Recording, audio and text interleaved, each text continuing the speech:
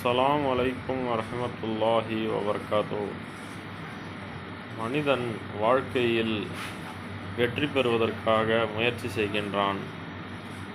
ஏதாவது ஒரு வேலை கிடைக்க வேண்டும், ஏதாவது வேலை செய்து அதில் நாம் பணம் சம்பாதிக்க வேண்டும் என்று நினைக்கின்றான்.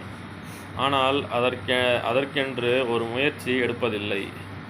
அதாவது நாம் ஒரு அழகான வாழ்க்கையை வாழ்வதற்காக விரும்புகின்றோம்.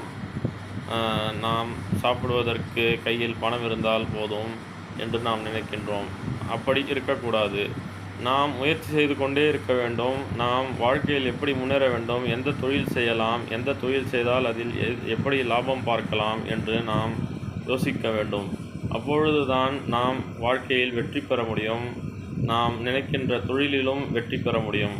ஆகவே எந்த தொழிலை செய்ய வேண்டும் என்று நாம் முடிவு